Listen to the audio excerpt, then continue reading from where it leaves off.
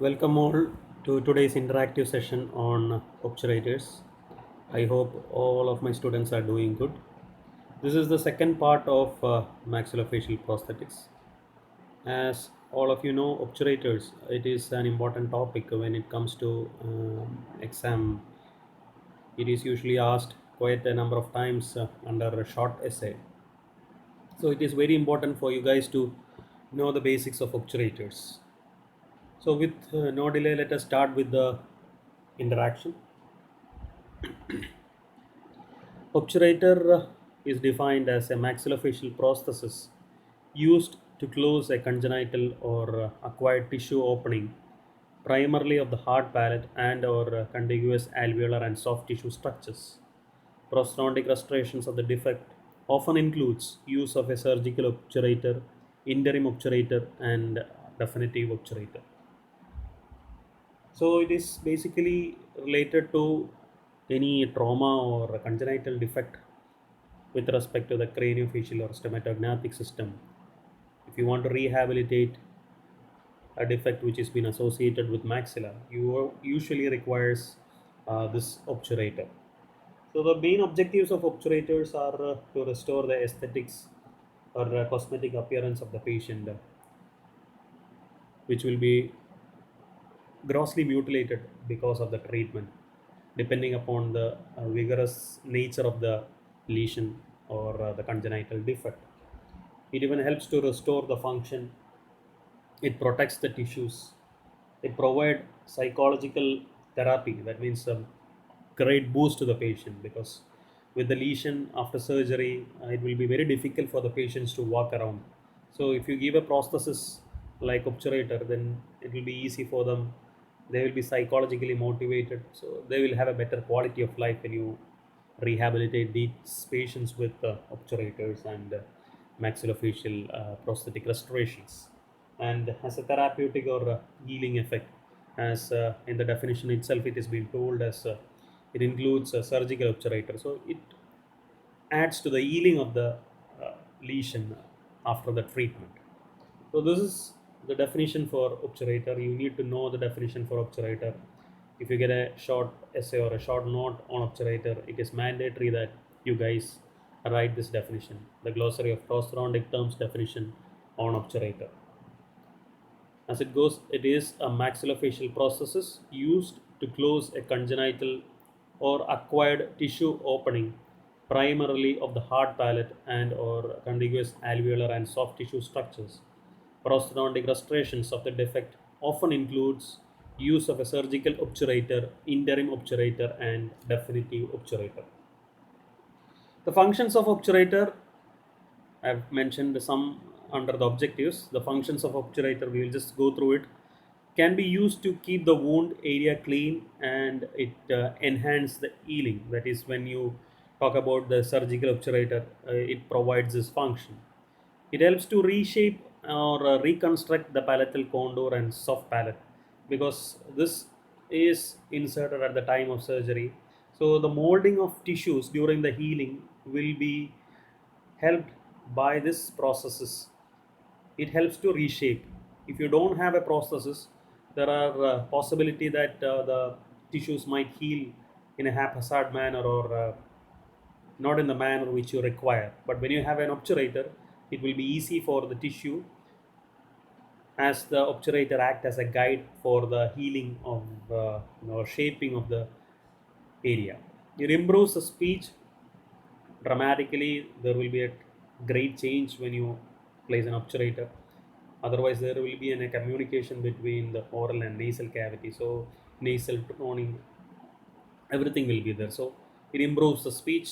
Can be used to correct lip and cheek position, because it provides support to the lip and cheek after the surgery or after the defect has been removed. Improves mastication, provided you place some teeth on the prosthesis.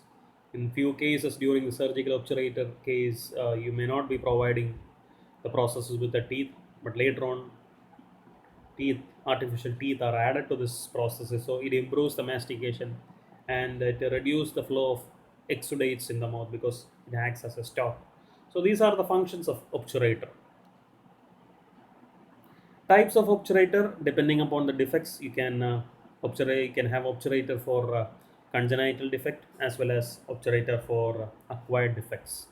Under congenital defects, you have a simple base plate type, which helps to correct the swallowing, feeding, and speech, usually in a young patient wherein will be very difficult for them to feed if there is a congenital opening because of a cleft palate or a cleft lip. So in those cases, a simple base plate type obturator will help in reducing the difficulty as it improves swallowing, feeding, and speech.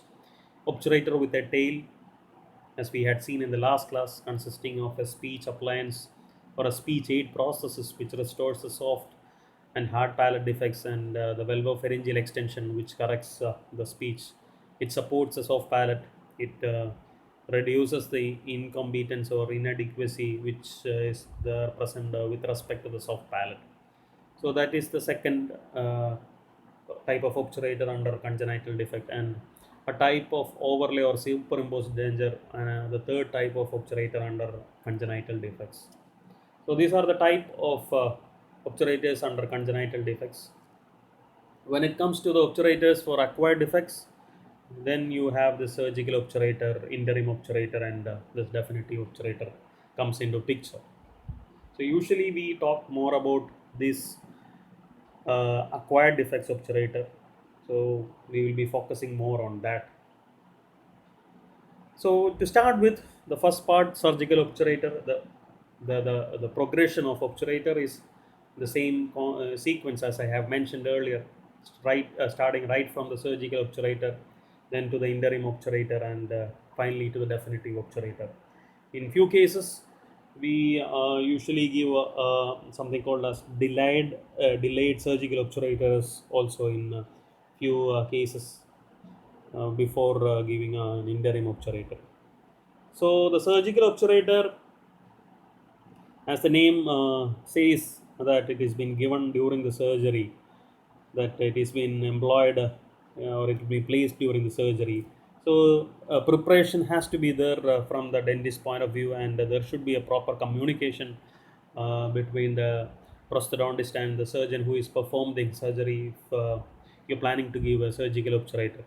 So preoperative impression is been recorded from the patient's mouth or oral cavity has been recorded.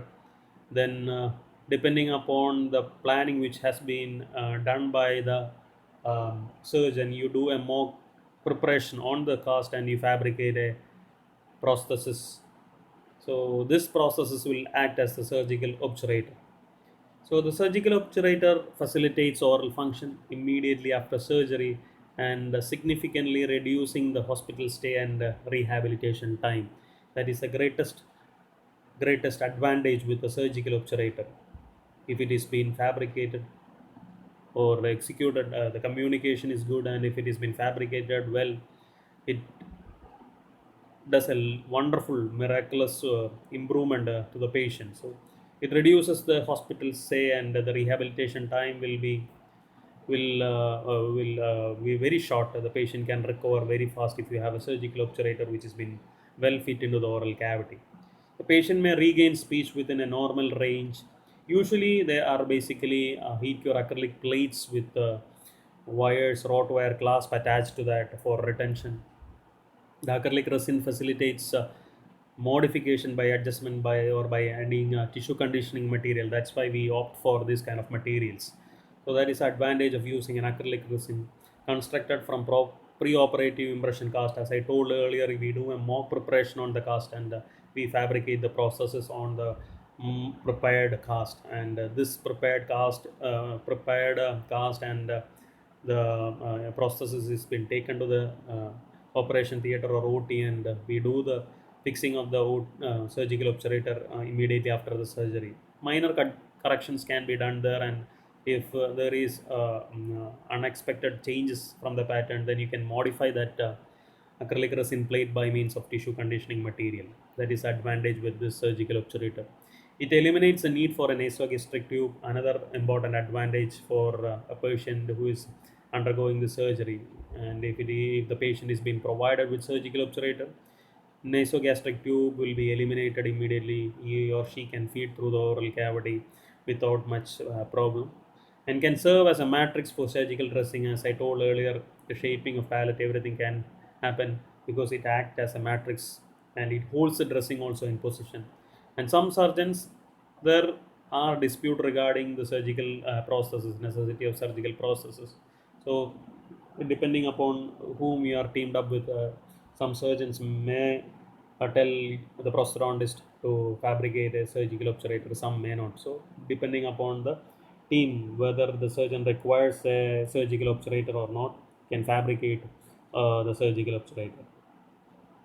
This delayed surgical obturators usually, in some cases, may be placed 7 to 10 days after the surgery. That's why it is being called as a delayed surgical obturator. So when you do a surgical obturator, there are a few things which you need to look into. They are, it should terminate short of the skin graft mucosal junction. If you are planning to do a split thickness graft for covering up the defect, then the prosthesis should terminate short of that junction, and it should be simple and lightweight and inexpensive. As I told earlier, it is usually an acrylic plate, so naturally it works out inexpensive, and it will be usually lightweight. And it should reproduce the palatal contours to aid the post-operative speech and deglutition without any problem. So the curvature of the palatal contour, you cannot give extensive bulk. So the natural palatal contour which was there present earlier should be followed with minimum thickness. And usually we don't give any teeth in the surgical obturators, because if you provide teeth, there will be a possibility that the wound healing may be affected. When you chew, the processes might move, and that can traumatize the healing wound. So usually it is not been advisable to give tooth in case of surgical obturator.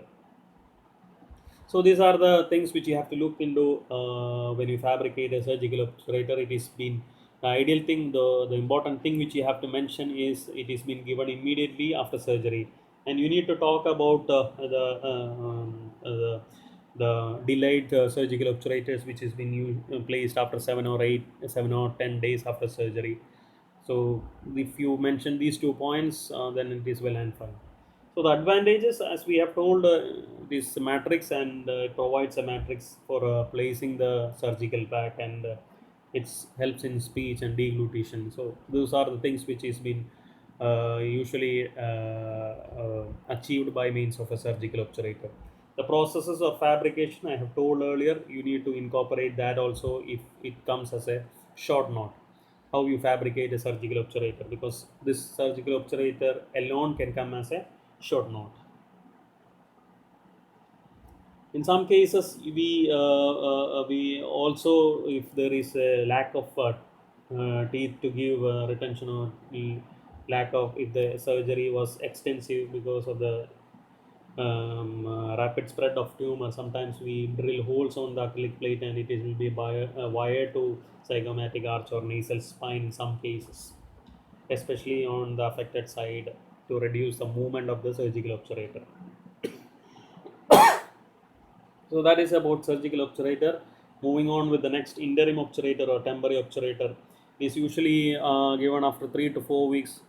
After the removal of surgical obturator, we place this obturator, and sometimes this will be a new processes, or sometimes we can do the modification on surgical obturator, and it stays usually there in the oral cavity for 4 to 6 months of the healing period, and it will be lined by means of tissue conditioner. That is the one thing which you have to remember with the interim obturator. It will be usually lined with the tissue conditioner, and that the tissue conditioner needs to be changed once a week for the period. Otherwise, there will be chances that the tissue conditioner will act as a foci for the candidal or fungal infection. Again, it is similar to that of surgical obturator. Some cases we provide anterior teeth in this kind of temporary obturators for improving the aesthetics. Where where acrylic plates which you had given for surgical obturator will be modified by adding up adding up anterior teeth, so that the patient will have some pleasing appearance with this interim obturator on. And usually posterior tooth are avoided because we restrict movement of the prosthesis, and we want the healing to be accelerated fast. If you give a posterior tooth, there is always chance that the posterior teeth might cause a movement of the processes during the healing period on mastication or chewing. So usually we tend to avoid that during, but in some cases, if you have good support from the remaining natural teeth, this all are dependent on the extent of the lesion. If it is very conservative kind of lesion, and if you think that it may not affect the healing, then you can very well give artificial teeth along with the acrylic plate. Usually, it is been avoided. We tend to give only the natural, artificial teeth on the anterior region, so that it will be aesthetically pleasing to the patient. So here also we use multiple rod wire clasp to get maximum retention for the prosthesis. And it can be either an acrylic plate, or some cases if the patient has got a large vertical defect, in some cases we use a hollow bulb kind of extension onto the prosthesis, so that it stays there without much movement. So depending upon the extent, we decide what will be the shape of this interim obturator. So after the healing has been completed, only we will move with the next obturator, that is the definitive obturator. So usually after the healing has been completed, and you are satisfactory with the healing, we will record the impression, and we start planning the definitive obturator after surveying. So many things which you need to look into when you give a definitive obturator. And in this case, it is usually a cast partial denture which is being utilized. You don't go for a regular rod wire clasp acrylic obturators. But in some cases, the patient is financially not sound, and if the lesion is very extensive, in some cases we might go with the acrylic obturator also. But ideally it has to be cast retained, cast partial kind of obturator. Usually this takes around time of around, as we have seen, around a few months until the entire wound has been healed completely with no exudation from the site. You need to get a node, or you can need to thumbs up from your surgeon to proceed with your definitive obturator. So it has been defined as a maxillofacial process that replaces part or all of the maxilla and associated teeth lost due to the surgery or trauma. Here, you need to rehabilitate completely to the maximum possible extent, so that the patient can perform his normal day-to-day daily activity without much problem. So depending upon the extent, as I told earlier, sometimes we create a false palate, sometimes we need to create false ridge. Teeth usually will be there, and if you have a vertical lesion, we extend the processes onto the lesion by means of a closed bulb, which is usually hollow. Otherwise, if you try to fill that bulb with acrylic, then it will be more heavier, and it will be difficult for the patient uh, to wear this process on. Usually, it is given after 6 months of surgery. By 6 months, most of the healing would have been completed, and you have a good bed to receive the processes. Even one thing which you need to tell the patient is, if the patient is not maintaining a good oral hygiene, then you need to educate the patient properly before you give the definitive obturator, because you are going to take support from remaining natural teeth, wherein you prepare the rest seat, you modify the tooth. So you don't want any secondary caries or periodontally affecting that area, because those remaining natural teeth will provide a lot of support for retaining this obturator. So the patient has to be motivated. So in this due course of 6 months, it is mandatory that you talk to the patient when he comes for your checkup. If you feel that the interim denture obturator is not very hygienically maintained, then you need to talk to the patient and make sure that he or she is convinced with the importance of maintaining the oral hygiene, and you need to proceed your definitive obturator only after you feel that this patient is good enough to maintain good oral hygiene. So motivation on each and every visit is necessary for this kind of patient, because they will be taken back by means of a lot of surgeries and a lot of difficulty. So constant motivation and support from your part has to be there, because you're going to see this patient for a quite long time. They will come to you for a regular visit, so there should be a good rapport, and it is very important the hygiene has to be emphasized again and again. So that is about definitive obturator. So moving on with the next part of that, partially edentulous maxillary defects, the principles when you need to incorporate it into your definitive processes. You should have a rigid major connector, then you should have the guiding planes and other components, that is any areas other than the major connector. If it is there, it has to be in contact with the remaining natural teeth to provide good bracing as well as stability. Then there should be rest at maximum possible areas to direct the force along the long axis of the teeth. So depending upon the principles of designing which you have learned in your early days, you need to design your processes. You have certain guidelines given by Aramani classification, wherein you can modify your designs based on that. So Aramani's classification of maxillary defects, which we have talked in the last class, you need to go back and go through that 6 classes. So then only you will be able to identify the different areas wherein you can give rest and you can take maximum support from the remaining natural teeth. Then you should have good direct retainers, which are usually passive at rest, and they should provide adequate resistance to dislodgement when the patient chews, or when he bites, or when he does some movement. So there should not be any kind of active nature of this direct retainers class palms. So it has to be passive in rest, and it should be only comes into action when there is any kind of dislodging forces happening onto this obturator. Then occlusal plane should be in such a way that you minimizes the load to the obturator processes without compromising the chewing capacity within the limits which you know, or which the patient can tolerate. So these are the basic principles. There are some other additional principles or considerations which you need to look. All this design will be based on the location and size of the defect which will be present after the surgery. Most of the cases, if you have good number of teeth remaining, then it will be easy for you to fabricate the processes. It will become more challenging when the remaining natural teeth are less in number, so you need to take support from all the natural teeth. So very important that again I am emphasizing the necessity of maintaining the oral hygiene. The patient has to maintain the oral hygiene properly, then only the success of this definitive obturator will come into picture. Otherwise the prognosis might go for a toss, or go on the unfavorable side. Then the abutment teeth which are present adjacent to the defect. Most of the cases there will be some amount of bone loss.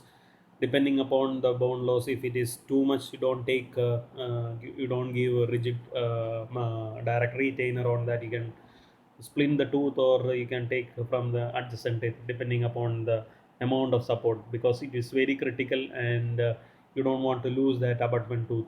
So you need to save as much as natural teeth as possible, very important. Then the lateral scar band which you get after the surgery, some cases you can extend your processes onto that scar band, and you can take a kind of retention because it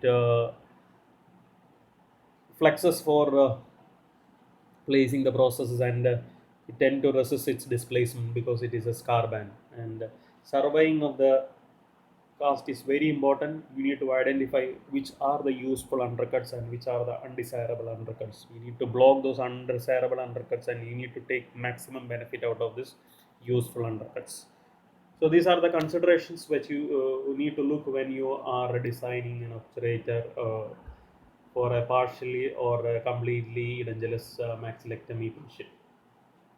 Regarding the prognosis, as I told earlier, It depends upon the size of the structure remaining after surgery. You need to talk to the surgeon, try ask him to conserve as much as possible without encroaching much onto the normal structures. So conservative surgery has to be performed within the limits. You need to remove all the neoplastic or malignant lesion, but at the same time try to be very minimally aggressive when you do the performing when you do the surgery. You need to talk to the surgeon and you need to finalize the extent. Then the quality of tissue covering the ridge and lining the defect is very important. You should have good keratinized tissue. If it has been inflamed or if it has been flabby, then again the prognosis will be affected. Then abutment alignment. If you have a curvy liner kind of abutments available, like Aramani's class 2 situation where you have too much of remaining natural teeth, again it will be easy for you to take maximum retention and the prognosis will be too good. So conserving as much of remaining natural tooth is very important. The alignment of the remaining natural tooth also is very important.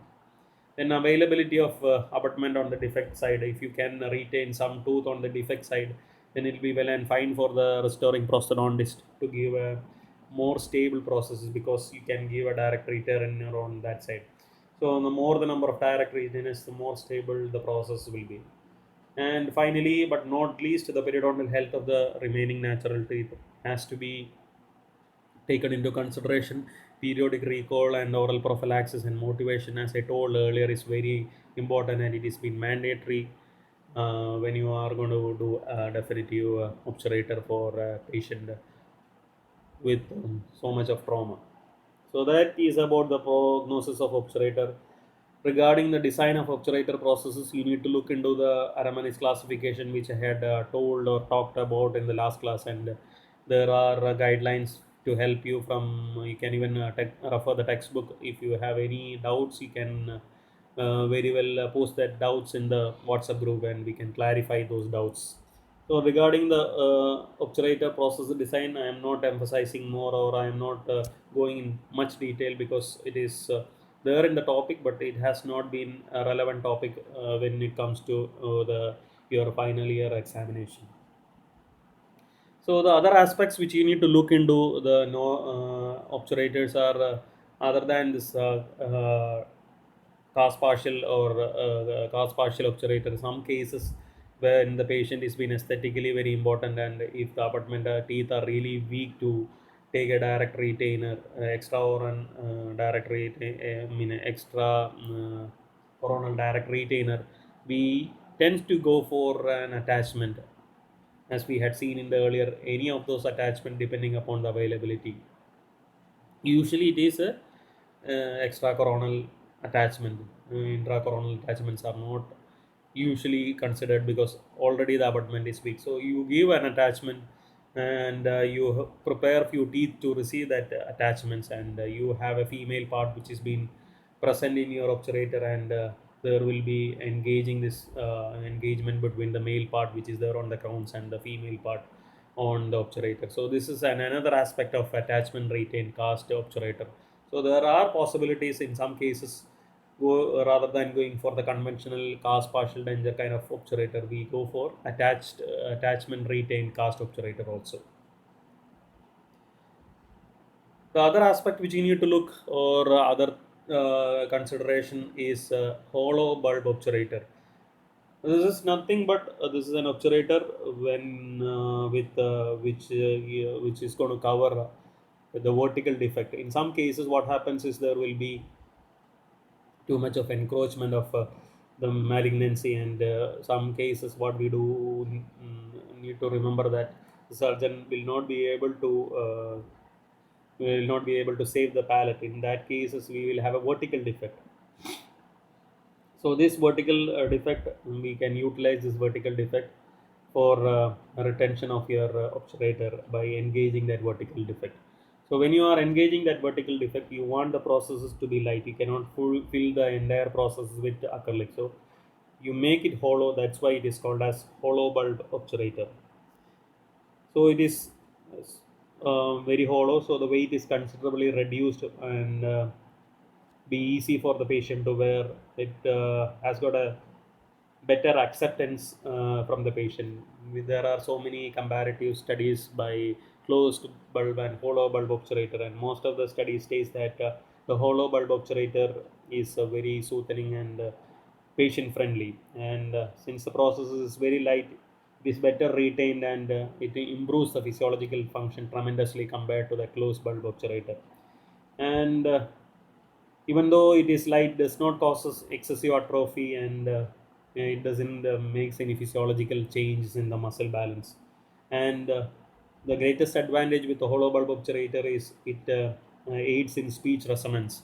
So if you give a closed bulb, the resonance may not be there. So another advantage with hollow bulb obturator.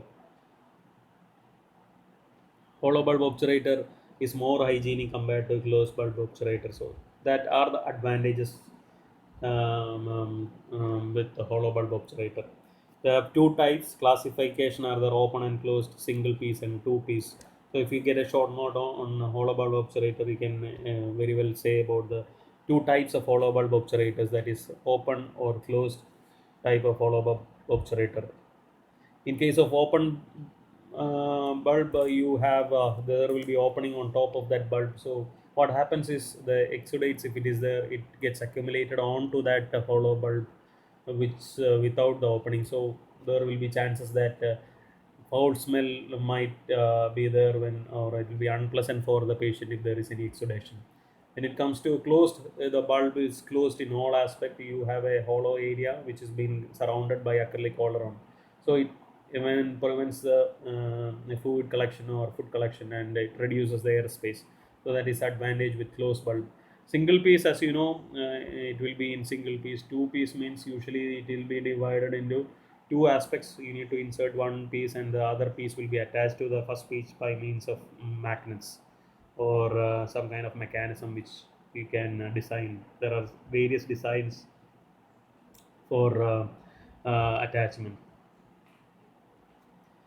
So that is all about the hollow bulb obturator. Different methods are there for fabrication of hollow bulb obturator. If I would like to say, it will be like, can be a acrylic resin obturator, it can be a silicon bulb obturator, balloon obturators are there, or light cured hollow obturators are there. Different methods of fabricating. There are a number of articles on different methods of fabricating. I'm not going in much detail because you guys are under undergraduate section, so you don't have to go in much detail regarding all these obturators. If anyone is going to pursue post graduation on prosthodontics, then he or she will be learning more on this kind of obturators. So that is about edentulous, rehabilitation of partially edentulous maxillectomy patients. When it comes to completely edentulous maxillectomy patients, prognosis is usually poor because there is reduced stable hard tissue to support the processes. There are different treatment options include, you can go for a closed or hollow bulb, closed or open hollow bulb obturator, as we had seen earlier. And you can even go for a hollow bulb obturator connected to a complete denture with magnet. And finally, because of the evolution of implant retained maxillary obturator, they are most widely used in these kind of defective patients. The oral hygiene has to be important when you talk about all these processes. So these are the different treatment options which has been available for edentulous maxillectomy defects rehabilitation. Usually the prognosis is very difficult, or not favorable as we think when it comes to total maxillectomy defects. So these are the these are the different treatment options, and you can get any short note or short essay from obturator. So I request all of you to go through this topic in your textbook, and especially the designing, which I have not emphasized much in this interaction. Depending upon those six RMNA classification, you can have different rehabilitative options. Please go through those rehabilitative options also. If you have any doubt, you can very well post it in the WhatsApp group, and I will be glad to clarify those doubts. So with this, I conclude my today's interaction on Obturators is a very important topic. I request all of you to read again and again obturators, the three aspects, that is the surgical obturator, interim obturator, and definitely obturators, and a definition of obturator, and even you can get a short note on hollow bulb obturator also. Just go through that also. And with this, I would conclude my today's interaction. Thank you all. Thank you once again.